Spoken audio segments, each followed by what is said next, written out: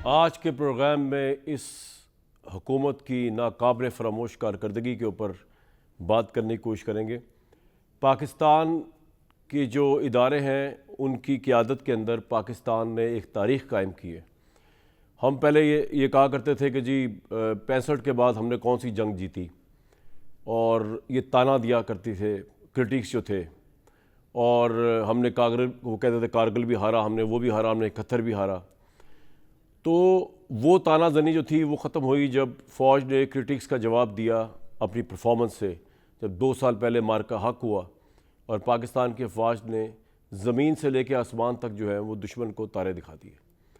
और इस हद तक हमारी अफवाज की धाक बैठी पूरे यूरोप, पूरे फ्रांस, पूरे अमेरिका, पूरे इंग्लिस्तान, पूरे मिडल ईस्ट में, कि मिडल ईस्ट वालों ने तो हमारे साथ सिक्योरिटी पैक्ट कर लिया। उन्होंने कहा कि भाई पाकिस्तान आ जाए as a next security provider हमारे लिए, सऊदी अरब ने।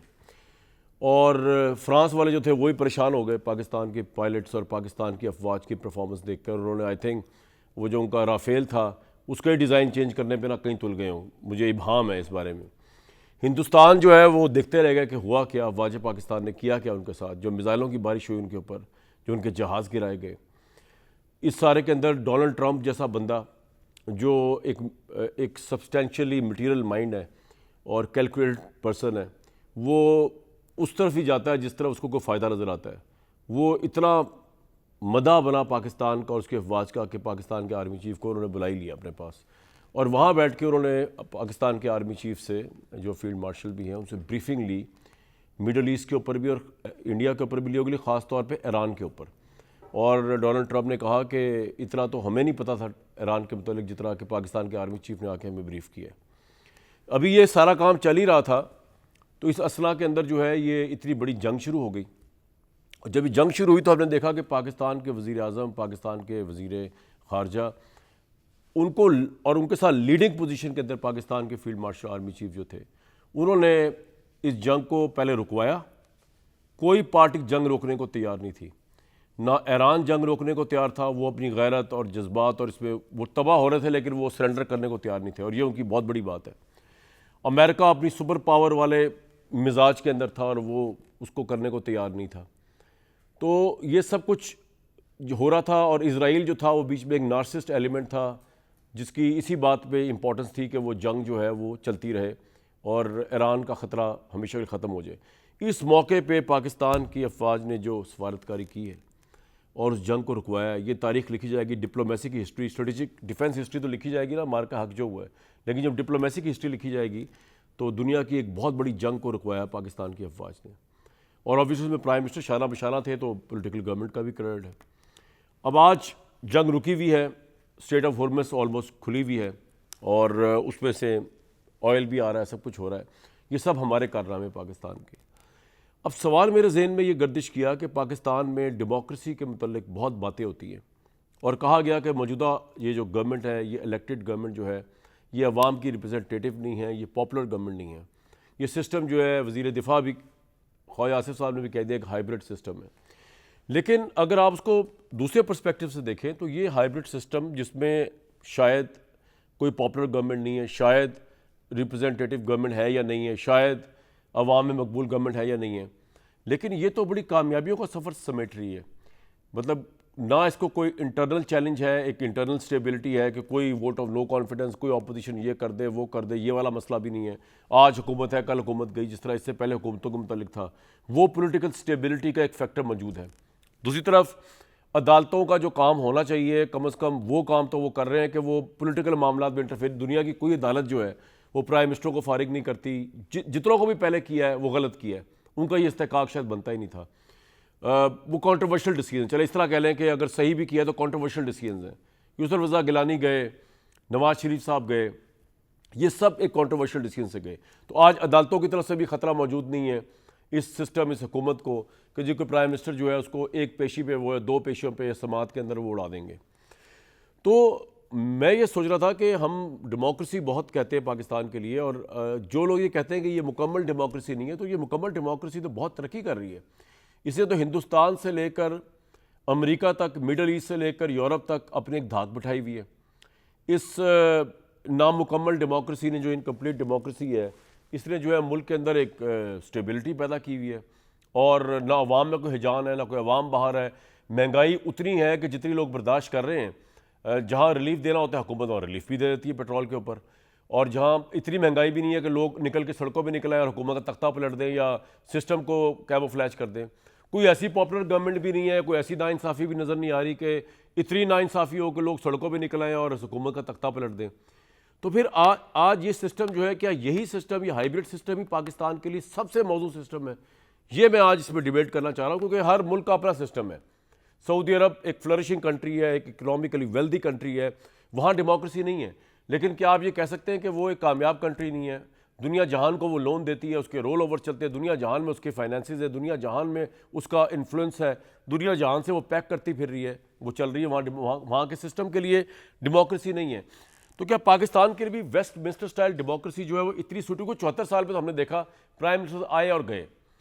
ये सिस्टम जो है, जो कि जिसको लोग कह रहे हैं हाइब्रिड मॉडल या हाइब्रिड डेमोक्रेसी है, इसमें प्राइम मिनिस्टर टिकाव है। उसने अपनी पहली टर्म भी पूरी की PDM 1 गवर्नमेंट में, वो दूसरी टर्म भी पूरी करने ही जा रहे हैं। तो इसके ऊपर ज़रा बात करके देखते हैं, और उसके बाद इस हुकूमत के कुछ एक दो बिल्स हैं उनके मतलब बात कर लेंगे, हुकूमत की अप्रोच क्या है। मेरे साथ जो है वो बदर अब्बास साहब, मुस्तफा अब्बास खोखर साहब, राना एहसान अफजल खान साहब ये ज्वाइन करेंगे, बताया गया अभी थोड़ी देर में। खोखर साहब, your take on whatever I have said.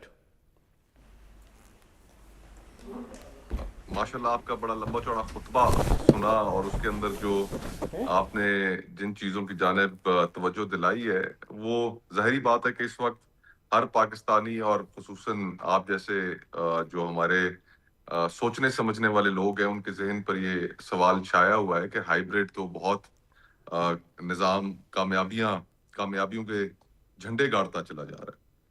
इसमें कोई शक नहीं है कि बैनुल-अक़वामी तौर पर पाकिस्तान को कामयाबियां मिली हैं। ईरान अमेरिका जंग के तनाजुर में और उसमें हमने भी पाकिस्तान के किरदार को सराहा है, जिससे अमन की तरफ एक पेशरफ्त हुई है।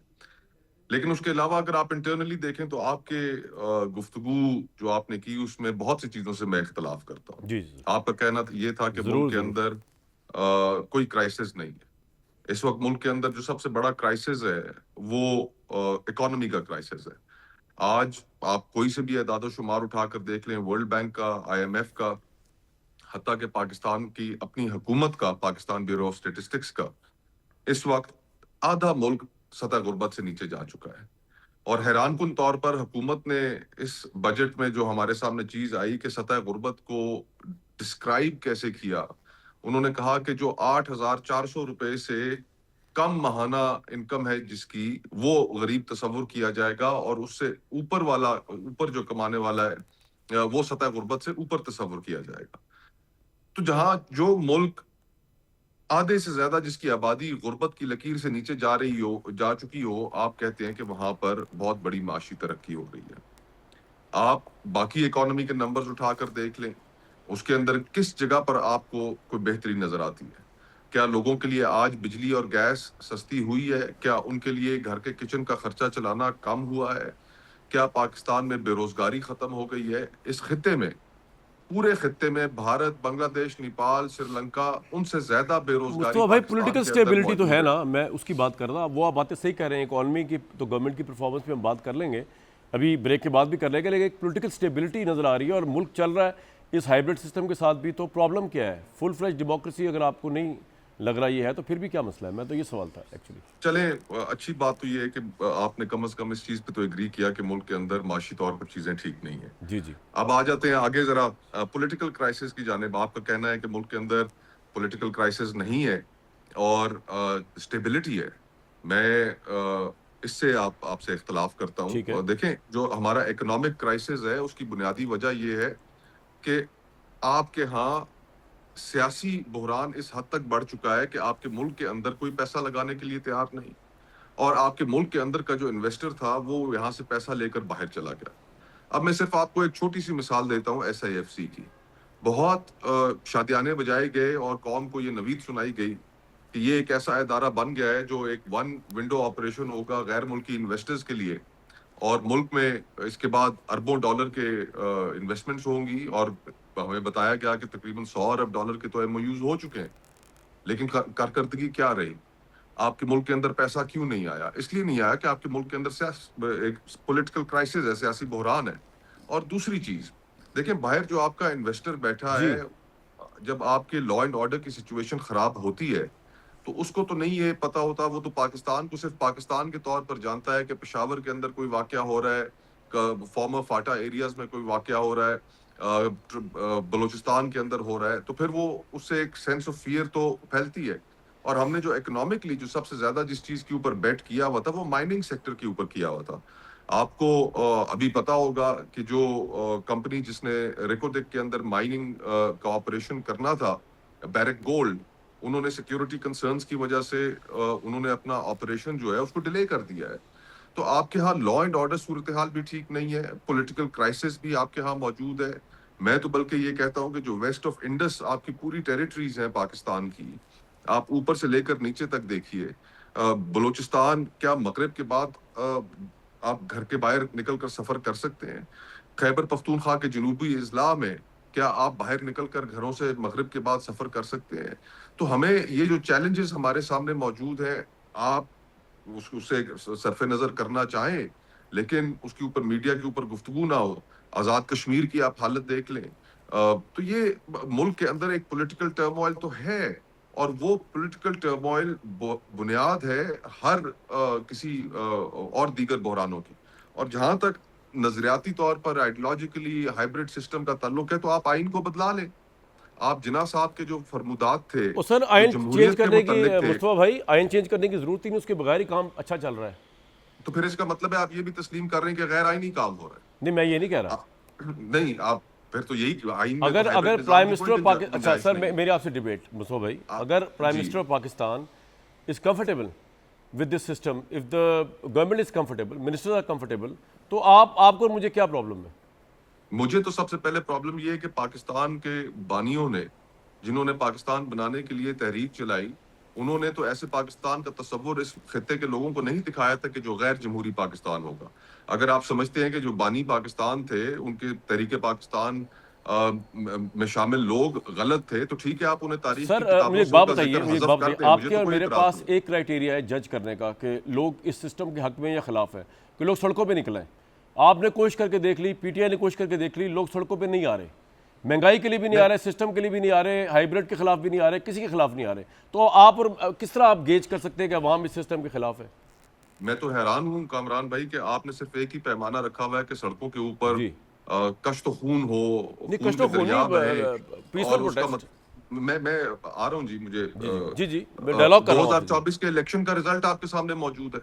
पाकिस्तान के लोगों ने गाजरों, बैंगनों और टमाटरों के ऊपर मोहरें लगा के जो अपने बैलेट से अपने जो गम और गुस्से का और इस निजाम के ऊपर अदम एतमाद का इजहार किया, आप उसको कुछ नहीं समझते, आप उसको कोई तो वेटेज वो नहीं देते। प्रोटेस्ट करे तो बाहर नहीं आए अगर उनका इलेक्शन स्टील हुआ था? तो बैलेट के जरिए अगर इस निजाम के ऊपर अदम एतमाद कर दिया, तो आपका ख्याल है कि वो प्रोटेस्ट काफी नहीं है? नहीं सर, दुनिया अगर भर आप में समझते महजब हैं, अगर कौमों आप में समझते हैं बैलेट, सर, महजब आप कौमों का मुस्तफा भाई, महजब कौमों के अंदर लोग अपने राइट्स के लिए बाहर निकलते हैं अगर उनका बैलेट का राइट रिग हो। आप कह रहे हैं तो रिग हुआ तो लोग नहीं बाहर आए, आजाद कश्मीर में क्या हो रहा है? लोग बाहर नहीं बैठे हुए? वो तो उनका एजेंडा डिफरेंट है।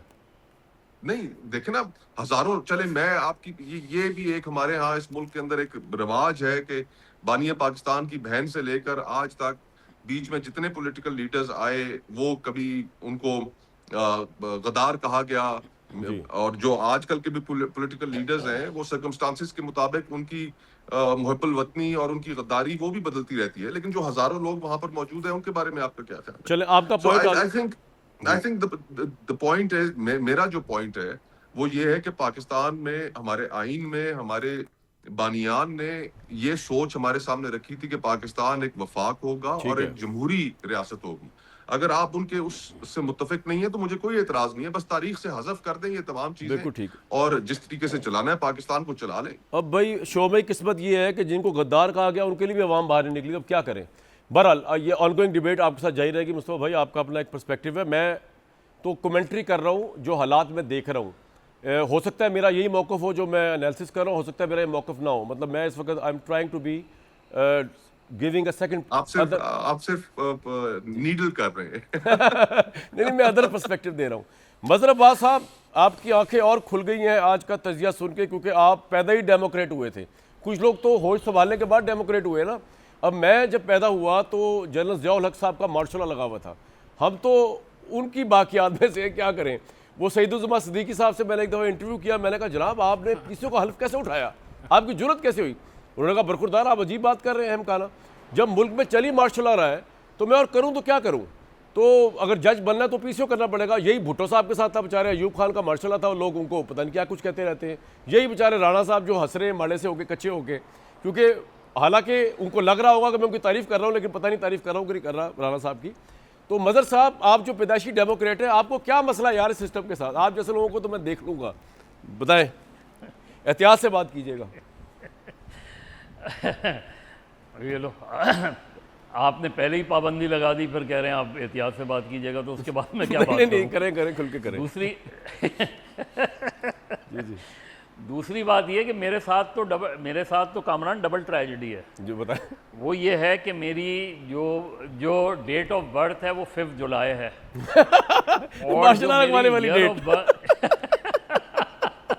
वाह वाह वाह वाह।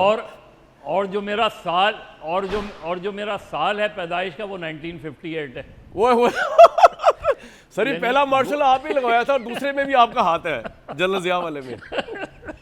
तभी रिएक्शन में आप डेमोक्रेट हो गए बिला वजह। जी जी सर। अच्छा हाँ, तो अब देखिए, अभी आपने जो अपना इब्तदाइया दिया उसमें आपने खुद ये बात की कि जो प्राइम मिनिस्टर्स हटाए गए वो कंट्रोवर्शियल डिसीजंस थे। तो सवाल ये है कि वो कंट्रोवर्शियल डिसीजंस क्यों थे? देखिए, मैं हमेशा से आपके प्रोग्राम में भी, दीगर प्रोग्राम में एक बात करता रहा हूँ कि आपने इस मुल्क को जिस तरीके से चलाना है कम से कम उसके लिए अपना जहन साफ करें। आपने इस मुल्क को मार्शल लॉ के तहत चलाना है तो आप मार्शल लॉ के तहत चला लें। आपने इस मुल्क को प्रेसिडेंशियल फॉर्म ऑफ गवर्नमेंट में चलाना है, प्रेसिडेंशियल फॉर्म ऑफ गवर्नमेंट में चला लें। आपने इस मुल्क को पार्लियामेंट्री फॉर्म ऑफ गवर्नमेंट की तरीके से हाइब्रिड चलाना है सर, तो वो चला लें। नहीं, ये मिक्स प्लेट जो होती है ना, मिक्स प्लेट क्यों, मतलब मैं क्यों कि ये बात कह रहा हूँ, अभी जैसे मुस्तफ़ा बात कह रहे थे या आप बात कह रहे थे, एक डेमोक्रेसी में क्या एक तरीक़ा होता है अपने वोट के इजहार का, अपने गम के इजहार का, अपने गुस्से के इजहार का और अपनी अप्रिसिएशन का, वो होता है वोट। जी। इस मुल्क में वोट की जो सेंक्टिटी है वो हमेशा से, किसी एक गवर्नमेंट की बात नहीं कर रहा, उस पर हमेशा से क्वेश्चन मार्क आ गया और आज तक है। अब आप जिस सिस्टम की बात कर रहे हैं वो सिस्टम कैसे एवॉल्व हुआ, इसको आप अंडर डिस्कशन ले आएँ कि ये सिस्टम क्यों एवॉल्व किया गया। और यही अगर आपने सिस्टम था तब भी आप एक democratically truly people's representative government ला के ये सिस्टम बना लेते हैं। आपने सिस्टम को हाइब्रिड करने के लिए इलेक्शन के नताइज को तब्दील करने की क्या ज़रूरत थी? आप आज भी, ये पूरी पार्लियामेंट एक मौजूद है ना, आप पार्लियामेंट में ये डिबेट कर लें कि हमने किस सिस्टम के तहत चलना है। हमने हाइब्रिड सिस्टम के तहत करना है, हाइब्रिड सिस्टम को ज़रा डिफ़ाइन कर दें, क्लियरली डिफ़ाइन कर लें, एक आइन में तरमीम ला के इस मुल्क से पार्लियामेंट्री फॉर्म ऑफ गवर्नमेंट के बजाय हाइब्रिड फॉर्म ऑफ गवर्नमेंट कर दें। आप उसमें जो भी काम करें डेमोक्रेटिकली करें ना। प्रॉब्लम कहाँ आ रही है? प्रॉब्लम ये आ रही है कि ये आप देखें कि मुख्तलिफ मार्शल लॉ का अगर आप देखें तो सब ने मार्शल लॉ लगाया और उसके बाद उन्होंने उसमें सिविलियन तड़का लगाने की कोशिश की। अयूब खान ने बेसिक डेमोक्रेसी का तड़का लगाया, ज़ियाउल हक ने गैर जमाती बुनियादों पर इंतखाबात का तड़का लगाया। आज हमने उसमें हाइब्रिड का तड़का लगा दिया उसमें। तो इसका मतलब है we are not clear, we are confused कि इस मुल्क को कैसे चलाना है। लेकिन बदर साहब, और सवाल यही मेरा वजह ये है सर, कि सवाल आपकी मेरा ये कि क्या इस सिस्टम लेकिन चल नहीं रहा सक्सेसफुली? इकॉनमी को साइड पे रख दें, अगर पॉलिटिकली चल नहीं रहा, स्टेबल नहीं है। सर सिस्टम तो 11 साल मार्शल लॉ भी चला, 10 साल मार्शल लॉ भी चला। तो चीज़ों के चलने से क्या वो स्टेबिलिटी नज़र आती है? अगर नज़र आती है तो फिर क्यों है कि हम तजुर्बात करते रहते हैं? आज भी क्यों है कि ये तजुर्बा ये करने की कोशिश की जा रही है कि जी लोकल बॉडीज़ इलेक्शन फौरी तरीके से कभी गैर जमाती करा दें, कभी जमाती करा दें? इसका मतलब है we are still not sure. अभी भी अगर आप देखें तो वहाँ यही डिबेट हो रही है कि यार इसके बावजूद कि एक सिस्टम चल रहा है जिसके ख़िलाफ़ कोई अपोजिशन नहीं है, लेकिन अगर आप ग्रास रूट लेवल पे जाते हैं तो वोट की हद तक आज भी आपको लगता है कि वोट शायद मुस्लिम लीग नून को उस तरह ना पड़े। मैं ये नहीं कह रहा पड़े ना पड़े, मैं एक बात कह रहा हूँ। तो सर अब सोल्यूशन क्या है? 2018 में एक तजुर्बा किया। What is the solution according to you? Solution ये है कि आप खुद ये सारे स्टेक होल्डर ये मिल के तय कर लें यूनानिमसली कंसेंसस से कि इस मुल्क को किस तरह चलाना है। और हो सकता है उन्होंने तय कर लिया हो, जितनी भी पार्टीज हैं, जितने आपको इन्फॉर्म नहीं किया हो। नहीं तो तय सर मुझे इन्फॉर्म करने की ज़रूरत नहीं, मुझे नज़र आ जाता है। मुझे जुडिशरी नज़र आ रही है, आपको वो जुडिशरी बहुत पीसफुल नज़र आ रही है। अच्छा, मुझे इससे ज़्यादा कंफ्यूज जुडिशरी मुझे नज़र ही नहीं आती। इससे ज़्यादा कंफ्यूज जुडिशरी।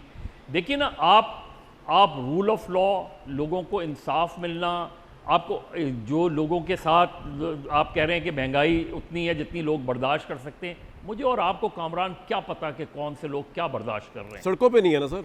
हम तो एक उस क्लास सर, सड़कों पे लोग देखें, सड़कों पे लोगों के आना कोई पैरामीटर, कोई बैरोमीटर नहीं होता। जब बर्दाश्त से बाहर हो जाए लोग सड़क पे निकल के प्रोटेस्ट करते हैं। पता होता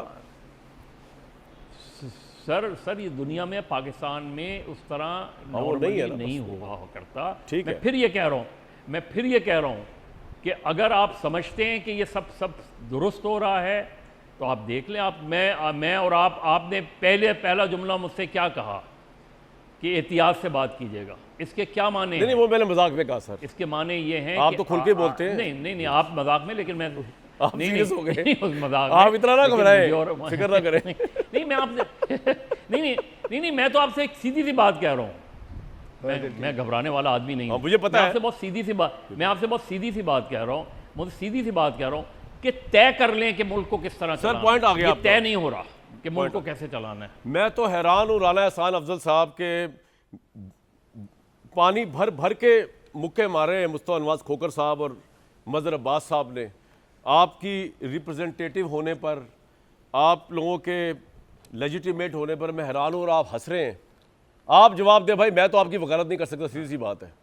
बताएं इनको कि सिस्टम स्टेबल कितना है। बस कामरान साहब जी मुझे जवाब देने का मौका दे दें। जी मौका, टू द पॉइंट चलना है आपने। जो बातें की मैं टू द पॉइंट चलूंगा। देखिए बात ये है कि ये दुरुस्त है कि दो सूबों के अंदर आपके दहशतगर्दी है और उन सूबों के अंदर हकलो जो है वो हरकत करना, मूवमेंट करना शाम को रात को मुश्किल है और ये हमारी मईशत पे भी उसका बहुत ज़्यादा लोड है। अब उसके अंदर ये कह रहे हैं कि ऐसी जमातें मौजूद हैं जो कह रहे हैं कि फ़ैसले जो हमने करने हैं वो हमने सड़कों पे करने हैं। जब हम डी चौक ब्लॉक कर देंगे तो वहाँ जो फैसला होगा वो फैसला होगा, या जो जैक करना चाह रही है सड़कें ब्लॉक करके फौजी तनसीबात पे हमला करके, वो ये नहीं कह रहे हैं उनका, आप उनके साथ बैठ जाएं। नहीं वो बात तो इसी तरह की कर रहे हैं ना कि जी आप मौका नहीं दे रहे लोगों को। देखें अगर हमने इस नहीं मुझे अगर कामरान साहब अब मुझे जरा बात करें। हाँ लेकिन वो ये नहीं कह रहे, आप उनके सामने मिसइंटरप्रेट कर रहे हैं। वो ये नहीं कह रहे। चले वो ये साहिबान जी वो नहीं वो ये कह, और फिर क्या कह रहे हैं कि उनके साथ हम बैठने के लिए तो तैयार थे, पॉलिटिकल स्पेस तो मौजूद थी, इलेक्शन तो आ रहे थे, आप उनसे जो है वो रास्ता। जी क्या कह रहे हैं? आप लोग ठीक लोग नहीं है भाई, आपकी गवर्नमेंट जो वो ये कह रहे हैं। हाँ आप बंदे ठीक नहीं। चले वो ये कह रहे हैं ना, लेकिन वो रास्ते में जाते हैं कि हम उनके साथ बातचीत करेंगे, आप बातचीत करें। बातचीत तो हुकूमत भी करने के लिए तैयार थी, लेकिन उन्होंने इंतशार का रास्ता किया। तो जब जिस मुल्क में दहशतगर्दी हो, जिस मुल्क के अंदर इतने सवेर मसाइल हो, वहां अगर सड़कों पे आपसे फैसले कराने कि जो मॉब मेंटालिटी होगी। कामरान साहब सुन लेना, मुझे देखिए मौका दे रहे हैं। मुझे अगर मैं बिल्ड नहीं करूंगा अपना आर्गुमेंट तो मैं बात नहीं कर सकूंगा। नहीं करेंगे आप बात, अब किससे बातचीत करने के लिए तैयार थे आप? नहीं हम तो देखें इलेक्शन आ रहे थे ना, अगर जैक रिप्रेजेंटेटिव थी लोगों की तो इलेक्शन में आती, उनके मुतालबे भी माने गए, उन्होंने सड़कों का रास्ता किया, मॉब मेंटालिटी का रास्ता किया। तो जब आप ये रास्ते फैसले आप ये कहेंगे कि सड़कों पे फैसले करने, तो वो फिर मुल्क की तबाही है, उससे ज्यादा नहीं। और ये होता रहा है कि लबैक निकलती थी, वो सड़कें ब्लॉक करती थी, वो कहती थी अब फैसला यहाँ होगा, और फिर आप उनकी कुछ बातें मान लेते थे। हमने इस रवायत को तोड़ा है, मुल्क को सीधे रास्ते पे लेके जा रहे हैं। और ये इसी तरह देखें, बात ये है कि यहाँ आपने मजहर साहब ने बात की, पूरी उन्होंने बैकग्राउंड सुनाया, तो वो बताए ना कि दो जमातों ने जो है, जो बड़ी जमातें थी, उन्होंने मसाके जमहूरियत भी किया और फिर पीटीआई का तजर्बा आ गया, और फिर वो जो तजर्बा है जब बदतरीन तरीके से फेल हुआ, और उसके बाद जो है तो आपने सोचा अब हम तजर्बा वाला कर लें जो बदतरीन तरीके से हुआ, मिलके नहीं बैठेंगे।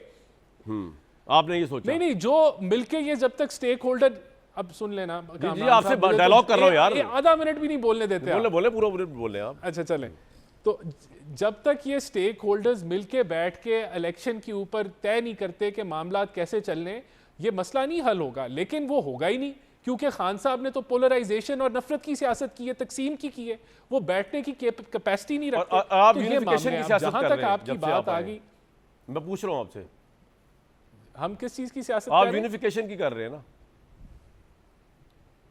हम तो यूनिफिकेशन की कर रहे हैं। जब हम अच्छा। ऑपोजिशन में थे और जब हमें ये दीवारों में चुनवा रहे थे, हम तब भी कहते थे कि नेशनल सिक्योरिटी की मीटिंग्स में हम बैठेंगे, हम गवर्नमेंट के साथ एंगेज करेंगे, लेकिन वो नहीं करते थे। और आज भी उनका इसी तरह का मौक़िफ़ है कि जब उनको मौका मिलता है, अभी आप अलीमा खान साहिबा को छोड़े, आपका पूरा आर्गुमेंट बताऊं क्या आपकी गवर्नमेंट का इंटेलेक्चुअल आर्गुमेंट सुन ले जरा। इंटेलेक्चुअल आर्गुमेंट आपका इतना सेल्फ डिफीटेड आर्गुमेंट है कि कोई सिविलाइज बंदा उसको एक्सेप्ट नहीं। आपका ये आर्गुमेंट है कि इमरान खान ने हमें दीवारों में चुनवाया, हम उसको दीवारों में चुनवाएंगे। इमरान खान ने इलेक्शन रिग किया, हम भी करके दिखाएंगे। ये टोटल आपका इंटेलेक्चुअल आर्गुमेंट है, और उसको आप इंटेलेक्चुअल आर्गुमेंट कहते हैं। नहीं बिल्कुल, ये वो 2 नंबर था, हम भी 2 नंबर। हमारा ये आर्गुमेंट है कि वो एक नहीं, ये बिल्कुल नहीं मैं कह रहा, हम बिल्कुल 2 नंबर नहीं है। हमने भरपूर कोशिश की है कि हम इस मुल्क में बैठने की सेंसिबल सियासत करें, लेकिन उसके अंदर सबसे बड़ी रुकावट खान साहब आए हैं, जिन्होंने पोलराइजेशन और नफरत की सियासत की है। खान साहब तो अब जेल में हैं, इकोनॉमी की सिमत किस तरह ठीक करनी है, खान साहब ने थोड़ी करनी जेल से बैठ के, अगर वो आपने करनी सेंसिबल थी। बातें हैं, अगर नहीं, आप खान साहब के लास्ट ट्वीट दिखा दें जब उनको मौका मिला, उनकी मुलाकातें हुई कि क्या यार, उन्होंने अब तो उसका कोई ट्वीट ही नहीं भाई साहब का, कि आप जो अखबार, हम तो ट्वीट उसका नहीं, आप ट्वीट नहीं आते रहे ना, ट्वीट पुराने सुनाए जिस तरह के वो करते रहे। बहरहाल देखें, बात ये है कि सिस्टम अभी बिल्कुल ठीक चल रहा है। अच्छा, माशाल्लाह, इसके अंदर कोई मसाइल नहीं है। हमने अपनी मईशत वो आपको मुस्तफा साहब ने कहा है कि सिस्टम इतना सफोकेशन का शिकार है कि कोई बंदा इन्वेस्टमेंट करने को तैयार नहीं। How would you respond to that? मैं उसका जवाब अगर आप मुझे 1 मिनट दे दें तो आप लें, 100 मिनट ले लें। इन्वेस्टमेंट उस मुल्क में जिस मुल्क के अंदर आपकी क्रेडिट रेटिंग जो है वो बद से बदतर होती रहे, वहां इन्वेस्टमेंट नहीं आती। वो फेज अब गुजर गया है। अब हमारी क्रेडिट रेटिंग्स बेहतर हुई हैं पिछले 3-4 सालों में मुसलसल। जिस मुल्क के अंदर दहशतगर्दी हो, उस मुल्क में इन्वेस्टमेंट लाना मुश्किल होता है। अभी हम अफगानिस्तान के साथ डील कर रहे हैं, वहां हम बिल्कुल उसको उस तरीके से मैनेज कर रहे हैं जिस तरह मैनेज करने की जरूरत है, और इंशाल्लाह दहशतगर्दी पे काबू पाएंगे। उसके बावजूद आपकी मईशत ने रिकवर किया है, उसके बावजूद आपकी मईशत, आपकी रिजर्व्स बढ़े हैं, आपकी स्टेबलाइज हुई है, करेंसी हुई है। दुनिया के मल्टीलैटरल्स तारीफ कर रहे हैं पाकिस्तान की रिफॉर्म्स के। उसके बावजूद हमने PIA को प्राइवेटाइज किया है, हमने बहुत कुछ अचीव किया है, जो कि इस दौर के अंदर आपका पॉइंट आ गया। तो कहने का मतलब यहाँ जादू की छड़ी। आखिरी बात देखें, जादू की छड़ी मईशत के हवाले से ना मुस्तफा साहब के पास है, ना कोई PTI के पास है। वो जादू की छड़ी हमने देख चुके हैं कि हम पॉइंट आ गया सर, खुदकुशी कर लेंगे, अब रेपुटेशन हो रही है। पॉइंट आ गया राना भाई, मान जाए मेरी बात, मान जाए। मुस्तफा साहब, जब आप कहते हैं ना मुल्क में पॉलिटिकल टर्मोइल है, उससे मिसाल ये ली आती है कि आप सारे का सारा मुल्क का पॉलिटिकल स्ट्रक्चर जो है ना, एक बंदा के इमरान खान अंदर है या तहरीक इंसाफ जो है बोर्ड उस पर ले, हालांकि इनके बगैर भी बड़ा स्टेबल निज़ाम चल रहा है। सवाल तो ये है,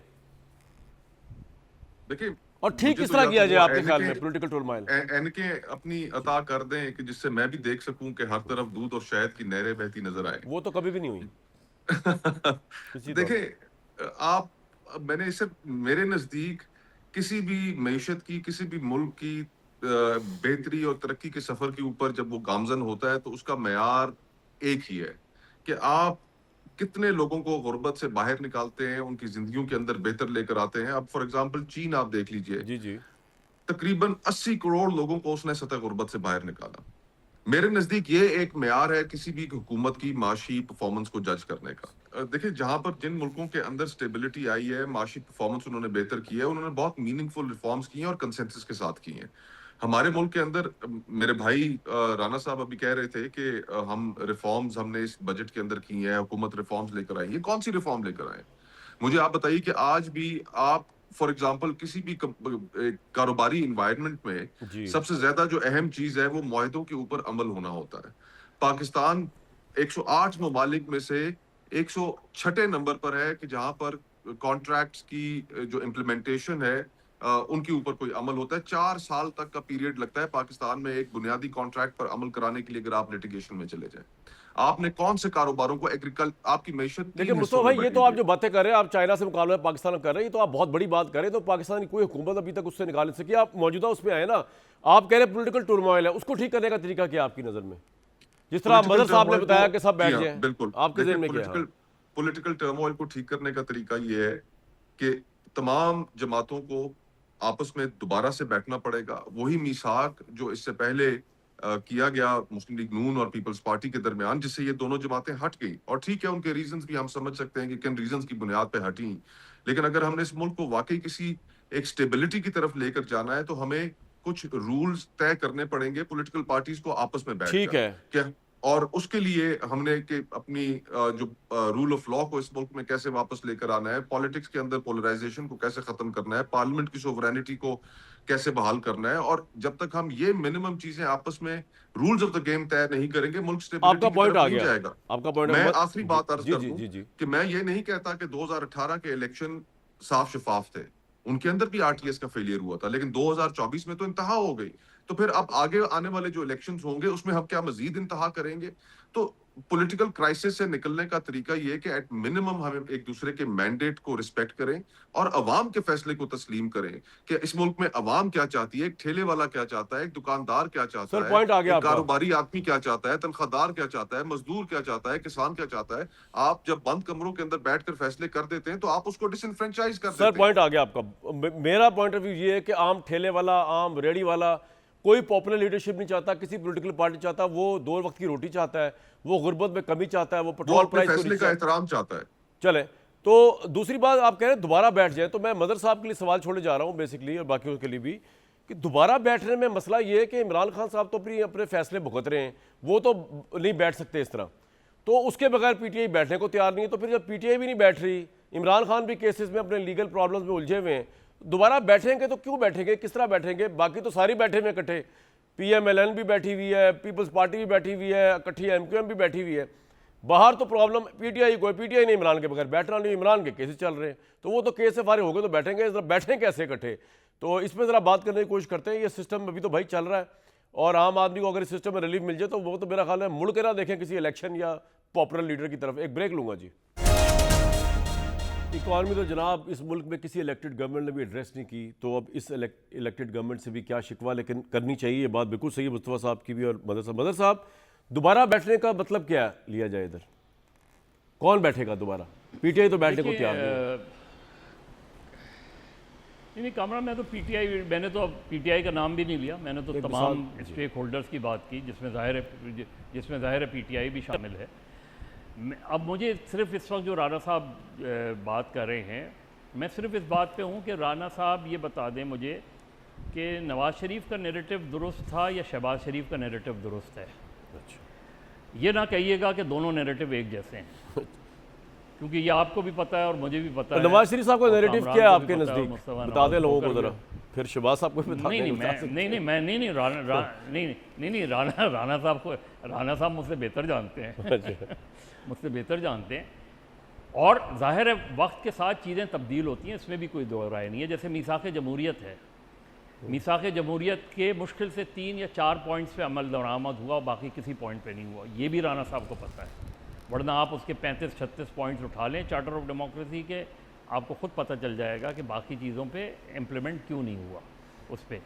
तो असल चीज़ ये कि ये सारी चीज़ें हैं अपनी जगह, चलती रहती हैं। मैंने तो बहुत सिंपल सी बात की थी कि सारे स्टेक होल्डर्स बैठ के एक मरतबा डिसाइड कर लें कि पाकिस्तान की डायरेक्शन क्या है, पाकिस्तान को किस सिमत में ले जाना है, तय कर लें कि पाकिस्तान का पॉलिटिकल सिस्टम कौन सा बेहतर है, किस तरह चल सकता है। अच्छा मदर साहब एक बात बताएं, उस सिस्टम में किस किस की ये जो हमने कामयाबी हासिल की है सफारती लेवल पे, इसका हम इंडिया वगैरह और अफगानिस्तान के खिलाफ किस तरह यूज़ कर सकते हैं पॉलिटिकल गवर्नमेंट हमारी? सर देखें, आपकी कोई भी गवर्नमेंट इस वक्त जो आपके पास इस वक्त एक विंडो ऑफ अपॉर्चुनिटीज़ खुली हैं, अभी तो ज़ाहिर है इसमें टाइम लगेगा, हमें देखना है कि अगले 3 महीने में क्या डेवलपमेंट्स होती हैं। ठीक है, लेकिन हमने अपना एक रोल इस्टेब्लिश किया और बहुत ज़्यादा हम इस दुनिया में हमारी बात सुनी जाती है, हमसे राब्ते किए जाते हैं, हमारी चीज़ों को अहमियत दी जाती है।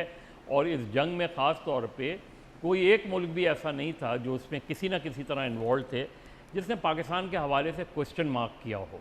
अब पोस्ट वॉर जो सिनेरियो है उसमें आपकी डिप्लोमेसी का कमाल होगा, उसमें आपकी अप्रोच का कमाल होगा।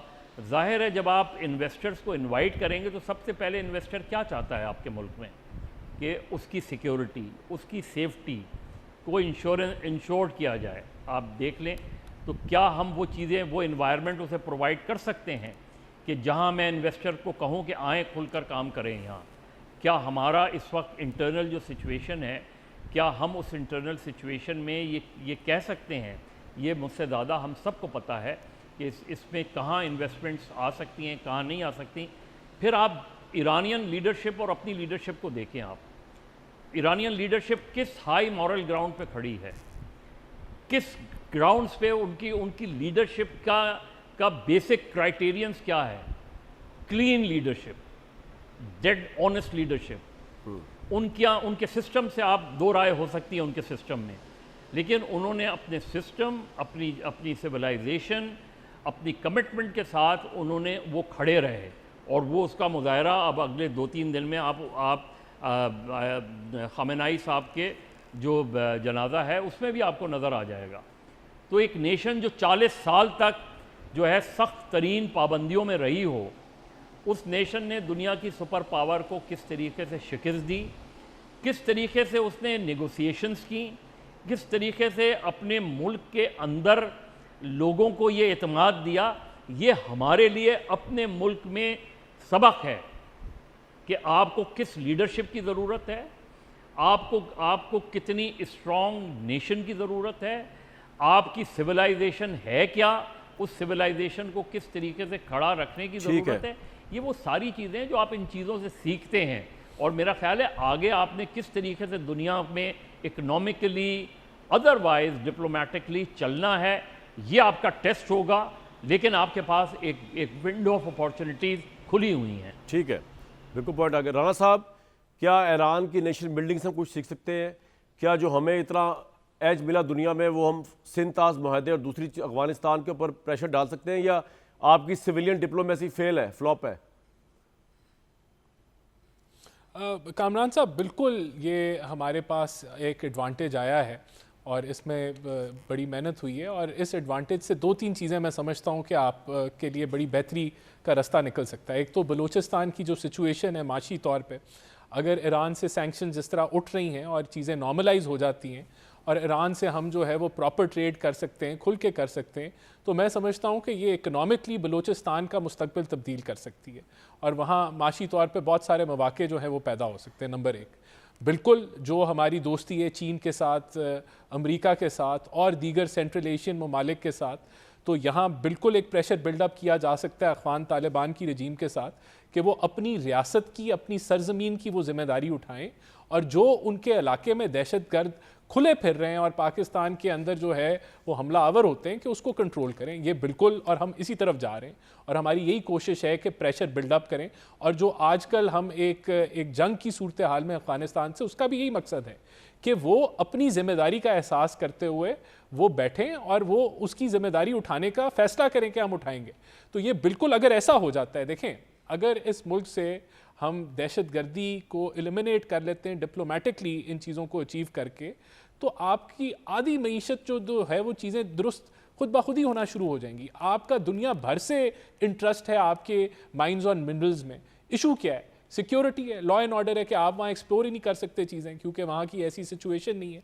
तो मैं समझता हूँ कि बिल्कुल हुकूमत की, इस रियासत की पहली प्रायोरिटी जो है वो लॉ एंड ऑर्डर सिचुएशन है और डिप्लोमेटिकली जो हमारी अचीवमेंट्स हैं हम उसको बिल्कुल मनूवर करेंगे, इसी तरफ करेंगे और यही फोकस है हमारा। और मुझे लगता है कि इंशाल्लाह आने वाले जो इस साल के अंदर हमें बिल्कुल इसमें कामयाबी जो है वो होगी और चीज़ें बेहतरी की तरफ जाएंगी। ये मेरा पर्सनल राय है क्योंकि जी मुस्तफा साहब बड़े ऑप्टिमिस्टिक है हुकूमत और वो कह रही है कि ईरान की जंग से ही बड़ा कुछ सीखेंगे और हम उस सिचुएशन को अपने हक में मनूवर भी करेंगे।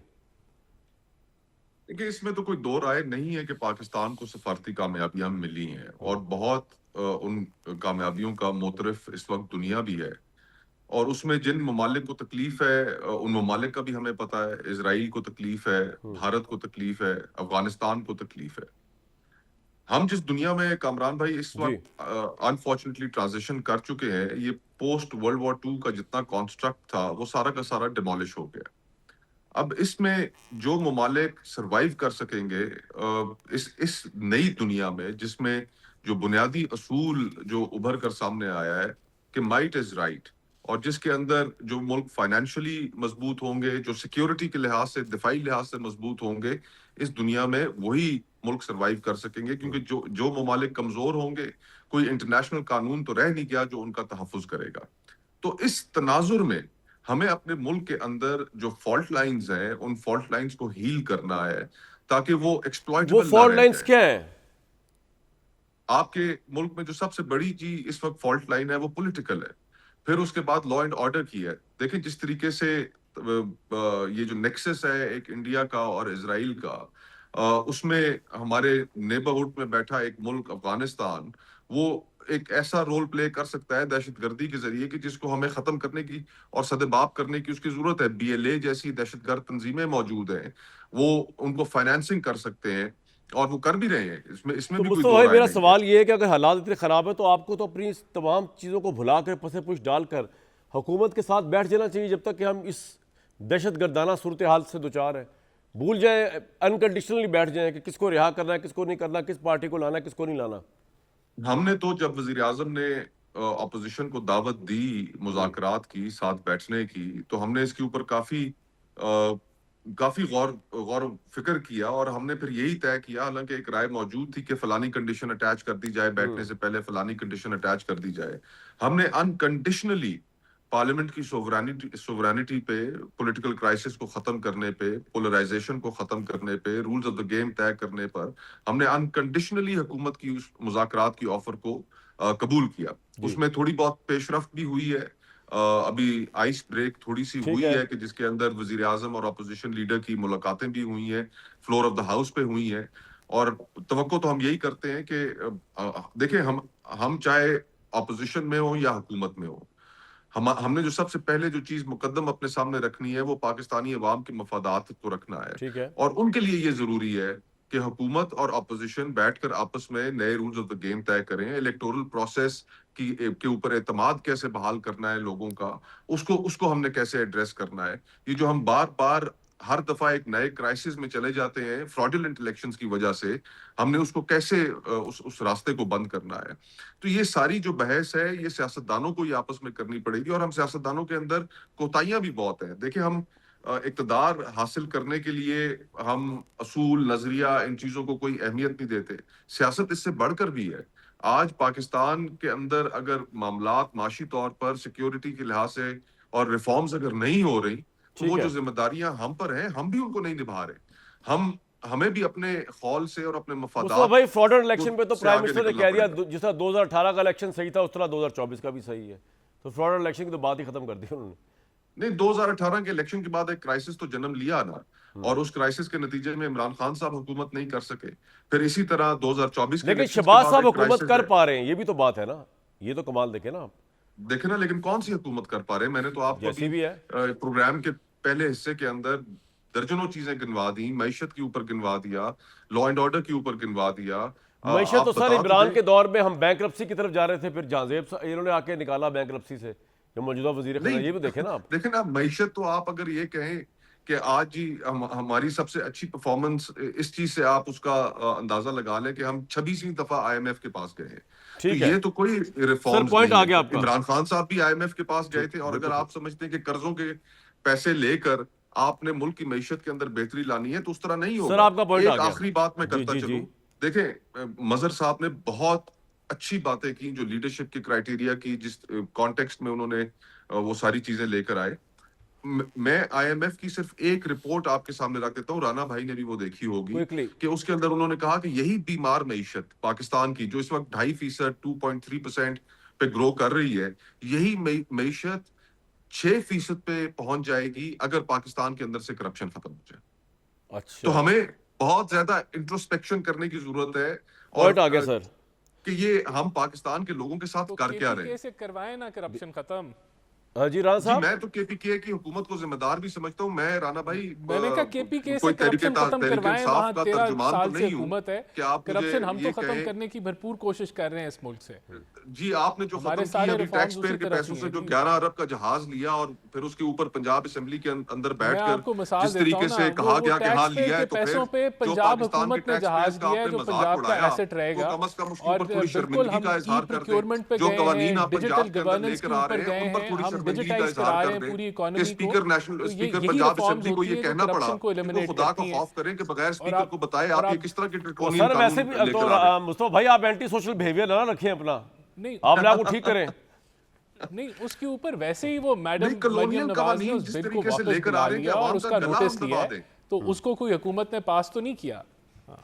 राणा साहब आप क्यों इतने इनके ये आपको कितना शर्मिंदा करने की कोशिश कर रहे हैं, लेकिन मेरे भाई शर्मिंदा होना नहीं, अपना टाइम गुजारें आराम से, तारीख में नाम लिखवा के जाएं, 2 दफ़ा की वजारत उज़्मा, और आपको क्या चाहिए? That's a great legacy. और कोई प्राइम मिनिस्टर 5 बजट पेश नहीं कर सका, हमारे शहबाज साहब ने पेश किया, ये ग्रेट लेगेसी है। अपना टेनोर पूरा करें, कोई जलने दें, मुस्तफा साहब जल रहे हैं, मदर साहब को बिला वजह डेमोक्रेसी का लगाव है, मैं आपको बता जी ये भूल गए जनरल जिया के दौर में कौड़े हमने लगते थे, डिप्लोमेटिक लेगेसी बनाई है पाकिस्तान की तारीख में जी। इंशाल्लाह इकोनॉमिक लेगेसी भी शहबाज शरीफ साहब बनाएंगे। वाह। और जिस तरह मरियम नवाज अपनी जबरदस्त परफॉर्मेंस गवर्नेंस से पंजाब के अंदर जो है सुथरा पंजाब हो, दीगर चीजें बहुत हो, ज्यादा हम लोग अच्छी बिल्कुल governance है हमारा कि जहाँ फोकस पर जो कल है लाहौर आवाम में को छत रिलीफ गिर देने गया, पे 11 बच्चों की इंशाल्लाह शहादतें हो ये गई। कंटिन्यू रहेगा। बहुत अच्छी और अभी गवर्नेंस है कि जहाँ पर आप बुनियादी बात है धड़ल्ले कि से कहते 2.5 हैं कि साल हाँ, हमारे हमने पास टैक्स पड़े पेयर का हैं, अभी पैसा हमारी ARC में लगा परफॉर्मेंस दिया। बाकी पड़ी है, बहुत हम अच्छी इंशाल्लाह बेहतरी performance है। लेके आएंगे। यार मुस्तफा साहब और मदर साहब, एम फॉर मुस्तफा साहब, एम फॉर मदर साहब, आप सिर्फ बोल रहे हैं, और राणा M साहब जो है square। ना, राणा साहब is proving and he is cruising like anything. आप देखें अल्टीमेटली एक फ्री एंड फेयर इलेक्शन करा लें तो आपको पता चल जाएगा कि कितने क्रूज कर यार रहे हैं। Free and fair election Pakistan में कब हुआ है? 2029 में और इंशाल्लाह किसको- होगा जी इलेक्शन। मदर साहब किसको जरूरत अच्छा है? चले फिर 2029 तक भी ना जाए। जी मदर साहब, बल्कि क्विकली election मदर करा साहब, लें ब्रेक से गैर पहले जमाती। क्विकली मदर साहब। एक मिनट कामरान, देखिए अभी ऑडिटर जनरल की रिपोर्ट आई है ना, जी जी बाकी सारी चीज़ें छोड़ दें। अभी राणा साहब जो बात कह रहे हैं, इस मुल्क का प्रॉब्लम क्या है? इस मुल्क में एब्डो से लेके आज तक कभी इस मुल्क में एहतसाब नहीं हुआ। सर जी एक जो भी सॉरी एक ब्रेक लेने का कहा जा रहा है। accountability हुई है, वो एब्डो का political- नाम ही खतरनाक ले लिया आपने। मैं एक ब्रेक लूंगा। इलेक्टेड बॉडीज डिस्क्वालिफिकेशन ऑर्डिनेंस, मैं तो कहता हूं इसको परमानेंटली फिक्स कर दिया जाए। मुझे दीजिए कल तक इजाजत।